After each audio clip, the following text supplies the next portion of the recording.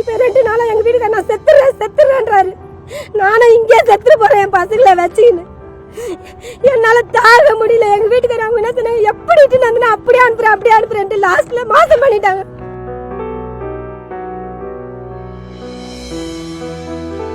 அப்புறமா காலையே வராமல் பெட்டில் படுத்துன்னு இருக்காரு சார். எங்கள் அப்பா எனக்கு பழைய மாதிரி நடக்கணும் சார். எனக்கு எங்கள் அப்பா எப்படி நடந்திருந்தாரோ அதே போல் நடக்கணும் சார்.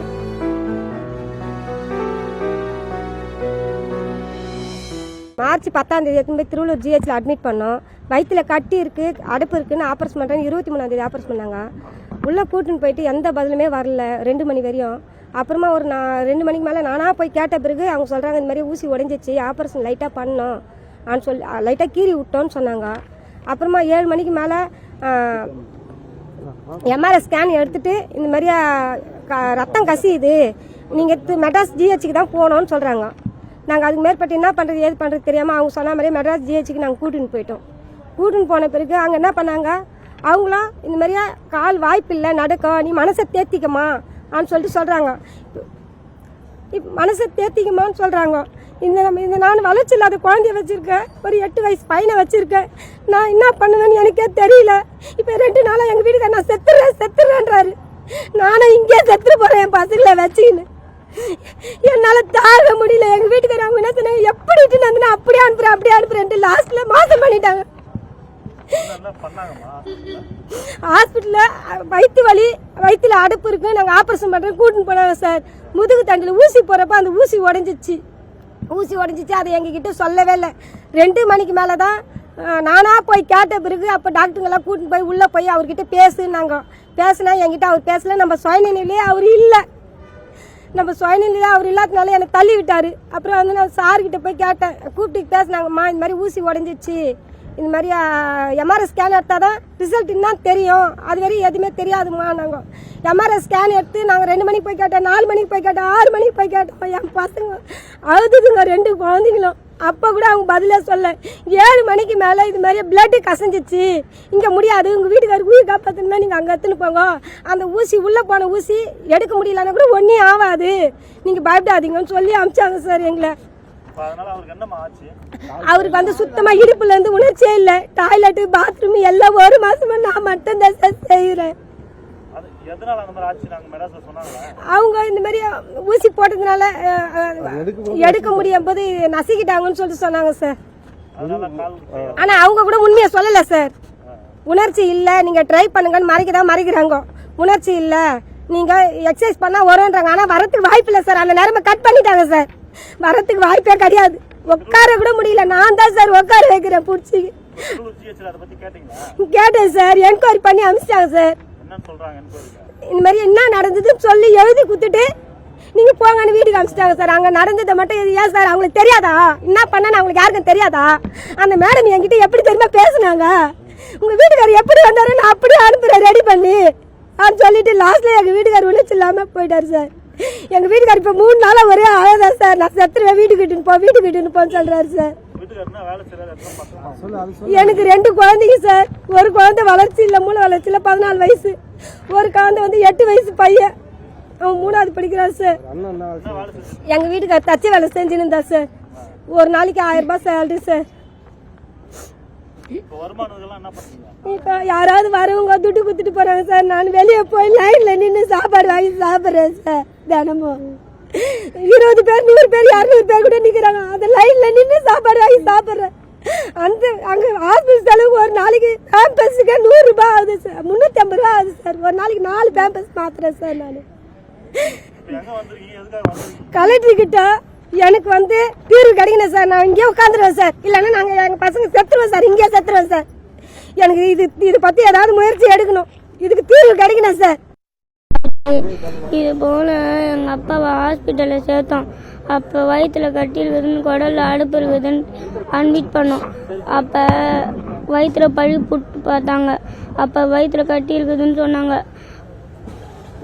ஆப்ரேஷன் பண்ணதுக்கு டே புக் பண்ணாங்க. அப்போ ஆப்ரேஷன் பண்ணதுக்கு கூட்டின்னு போயிட்டு எதுவுமே சொல்ல. அம்மா 2 மணிக்கு எங்கள் அம்மா போய் கேட்டாங்க. அப்புறமா அம்மா டாக்டர் போயிட்டு எங்கள் அப்பா கிட்ட போய் எங்கள் அப்பா கிட்ட போய் பேசுன்னு சொன்னாங்க. அப்புறமா எங்கள் அப்பா கிட்ட போய் பேசினாங்க.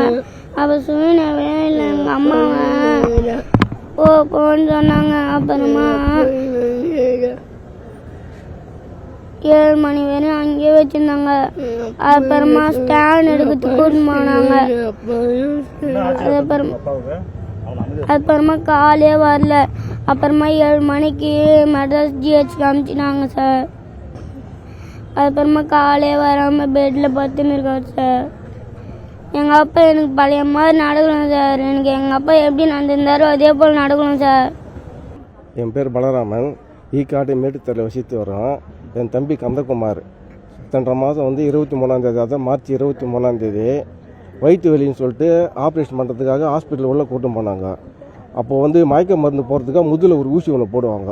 அது தவறான ஊசி போட்டு அதை உடச்சிட்டாங்க. அதை கூட ஒரு த்ரெட்டு ஒன்று போடுவாங்க. அது வந்து த்ரெட்டு அறந்து போச்சு. அது என்ன பண்ணால் அதை வந்து பூசி போடுறது எங்கள்கிட்ட மறைச்சிட்டாங்க. அதை யாருமே சொல்லலை. அவங்களே எடுத்து ட்ரை பண்ணிக்கிறாங்க. ட்ரை பண்ணும்போது என்ன பண்ணிக்கிறாங்க, அந்த முதுகு தண்டை நல்லா நசுக்கிட்டு நசுக்கிட்டு கீழே வேலை செய்யணும் பண்ணிட்டு அந்த த்ரெட்டு எடுக்க முடியல அவங்களால. ஒரு 7 மணிக்கு தான் டாக்டர் நாங்களாக போய் கேட்கும்போது, இல்லைங்க இது போல் வந்து சின்ன ஒரு இன்ச்சு அளவுக்கு தான் த்ரெட்டு கட் ஆகிட்டு இருக்குது. நீங்கள் அது பிளட்லக்குள்ளே அப்படியே கரைஞ்சிடும். அது நீங்கள் அதுக்கு வந்து ஜிஹெச்சு கூட்டிட்டு போங்க, சென்னை ஜிஹெச்சுக்கு. ஏன்னா கால் கொஞ்சம் வீங்கினா மாதிரி இருக்குது, அங்கே போனால் கிளியர் பண்ணிவிடுவாங்கன்னு சொல்லிட்டு எங்கள் என்ன பண்ண அவசரமாக போங்கன்னாங்க. எங்களுக்கு கையும் உள்ள கால் என்ன செய்யுதுன்னு புரியலான்னு அவங்க காப்பாற்றணும். அதனால் பண்ண உடனே அவங்களே ஆம்புலன்ஸ் ரெடி பண்ணிட்டு வாசப்படி வந்து வழி அமுச்சு விட்டாங்க டாக்டர். ஏன்னா இங்கேருந்து எப்படி அவங்கள பேக்கப் பண்ணிடணும்னு சொல்லிட்டு நைட்டு ஒரு 11 மணிக்கு ராஜீவ்காந்திக்கு எடுத்து போய் சேர்க்கப்பாரு. உடனே 2 மணிக்கு ஆப்ரேஷன் பண்ணாங்க. அந்த த்ரெட்டு வெளியே எடுத்திருக்காங்க. கிட்டத்தட்ட 8 இன்ச்சு இருக்குது அந்த த்ரெட்டு. இவங்க சொன்னது வந்து 1 இன்ச்சு பிளட்டில் கரைஞ்சிடும்னு சொன்னாங்க. ஆனால் அது பிளட்டில் கரையிறது வாய்ப்பே இல்லையா. அங்கே போய் 8 இன்ச்சு எடுத்து அந்த ஃபோட்டோ வந்து எல்லாமே நான் என்க்ளோஸ் பண்ணி வச்சிருக்கிறேன் தெலுங்க. இதை முடிச்சுட்டு வந்த பிறகு இதே திருவள்ளூர் ஜிஹெச்சில் வந்து மனு கொடுத்தோம். ஜேடி ஆஃபீஸுக்கு போயிட்டு மனு கொடுத்துட்டு அவர் நம்ம லெட்டர் கொடுத்து ஆஃபீஸ் என்கொயரி இது வரைக்கும் எந்த ரிசல்ட்டும் இல்லை. நாங்கள் வந்து சிஎம்க்கு அனுப்பிச்சிக்கிறோம், சுகாதாரத்துறைக்கு அனுப்பிச்சிருக்கிறோம், மற்ற கட்சி தலைவருக்கு அனுப்பிச்சிக்கிறோம், கலெக்டர் ஆஃபீஸ்க்கு ஒரு மனு வந்து எல்லாத்தையும் அனுப்பிச்சிருக்கோம். இது வரைக்கும் எந்த ஒரு ரெஸ்பான்சிபிளும் இல்லை. இப்போ அவருக்கு வந்து நான் பார்த்தீங்கன்னா இந்த போட்டதுனால இடுப்பு கீழே எதுவுமே வேலை செய்யலை. இடுப்பு கீழே எதுவுமே வேலை செய்யல. அவர் லெட்டின் போகிறது பாத்ரூம் போகிறது அதுக்கு தெரியல. மற்றவங்க வந்து செஞ்சா தான் அது தெரியுது. மற்றவங்க வந்து பார்த்தா தான் லெட்டின் போயிட்டாரு, பாத்ரூம் யூரின் போயிட்டாருன்னு தெரியுது. அந்த கண்டிஷனில் இருக்காரு. அவர் வந்து கூலி வேலை செய்யக்கூடிய ஆள். ஒரு பையன் வந்து 14 வயசு மூளை வளர்ச்சி கொஞ்சம் அதுக்கான ஆதாரங்கள்லாம் கொடுத்துருக்கு கலெக்டர்கிட்ட. இன்னொரு பையன் 8 வயசு பையன். அந்த குடும்பம் என்ன பண்ணோம், தினக்கூலி வேலை செய்கிற ஆள். அது கவர்மெண்ட் வேலையோ மற்றபடி கம்பெனி வேலையோ கிடையாது. ஒரு நாள் வேலைக்கு போனால் தான் குடும்பம் நடத்தும், இல்லைனாக்கா அது குடும்பம் கிடையாது. அந்த மாரி இருக்கிற சூழ்நிலை கவர்மெண்ட் ஹாஸ்பிட்டல் எந்த ஒரு ரெஸ்பான்ஸும் பண்ணலை. நாங்களும் வந்து கிட்டத்தட்ட 1 மாதம் வரைக்கும் வெயிட் பண்ணி பார்த்தோம். ஆனால் எந்த ரெஸ்பான்ஸ் தான். இப்போ கலெக்டர் ஆஃபீஸ்ட்டு வந்துக்கிறோம்.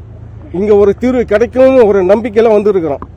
அவர் வந்து ஒரு நல்ல தீர்வு, அந்த குடும்பத்துக்கு வாழ்வாதாரம், அவனுக்கு வந்து நல்ல உயர் சிகிச்சை அளிக்கணும். உயர் சிகிச்சை அளித்து அவன் பழையபடி நடக்கிற மாதிரி கொஞ்சம் பண்ணணும்.